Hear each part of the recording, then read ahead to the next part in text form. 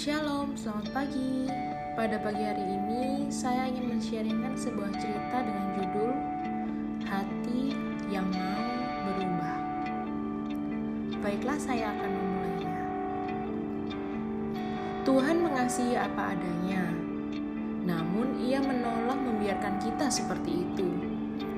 Ia ingin agar kita menjadi persis seperti Yesus. Suatu hari kita membawa anak kita ke suatu taman. Ketika dia bermain di kotak pasir, penjajah es krim datang mendekat. Kita membelikan dia sebuah es krim, dan ketika kita berbalik untuk memberikannya, kita melihat mulutnya penuh pasir.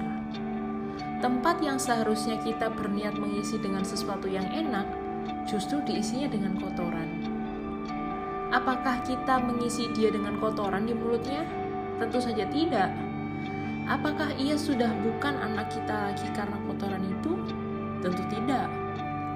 Apakah kita akan membiarkan dia terus dengan kotoran di mulut? Jelas tidak. Kita mencintai dia apa adanya, tetapi kita menolak untuk membiarkan dia seadanya. Kita mengangkat dia dan membawa dia ke air mancur dan mencuci mulutnya. Mengapa begitu? Ya karena kita mencintai anak kita. Tuhan begitu juga terhadap kita.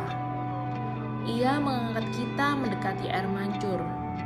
Begitulah Ia membersihkan kita dari kotoran, tindakan asusila, ketidakjujuran, prasangka, kegetiran, dan keserakahan.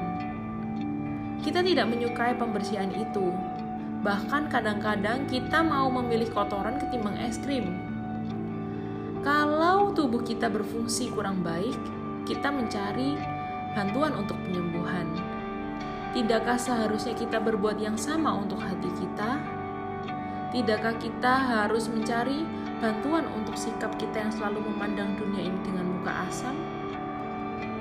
Tidak dapatkah kita minta bantuan untuk mengobati omelan-omelan kita yang egois? Ya tentu saja bisa. Yesus dapat mengubah hati kita. Ia mau supaya kita mempunyai hati seperti Dia. Kebanyakan hidup orang tidak diarahkan untuk mencapai sesuatu yang khusus dan berhasil mencapainya. Hidup Yesus diarahkan untuk mencapai satu tujuan, yaitu menyelamatkan umat manusia dari dosa-dosanya. Ia menyimpulkan tujuan hidupnya dalam satu kalimat. Terdapat dalam Lukas 19 ayat 10 yang mengatakan, Anak manusia datang untuk mencari dan menyelamatkan yang hilang. Hati kita semua begitu jauh berbeda dari hati Dia. Ia murni, sedangkan kita serakah. Ia tenang, sedangkan kita cekcok.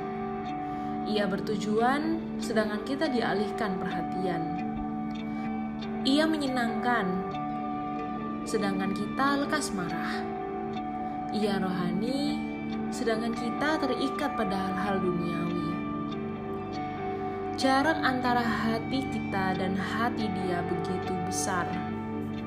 Salah satu janji Tuhan yang paling hebat tetapi jarang disadari sederhana saja, yaitu jika kita sudah menyerahkan hidup kita kepada Yesus, maka Yesus sudah memberikan dirinya kepada kita.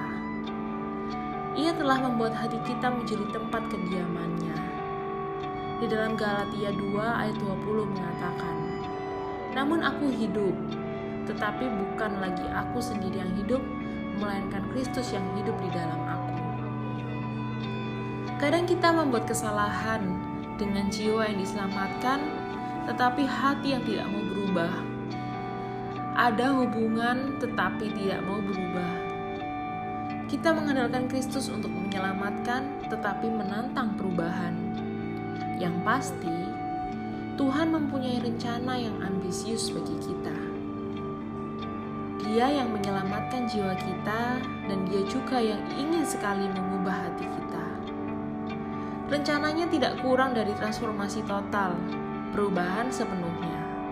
Di dalam Roma pasal 8 ayat 29 mengatakan, Semua orang yang dipilihnya dari semula, mereka juga ditentukannya dari semula untuk menjadi serupa dengan gambaran anaknya. Tuhan bersedia untuk mengubah kita sesuai rupa Sang Juru Selamat. Dan semoga kita semua mau menerima tawarannya. Amin.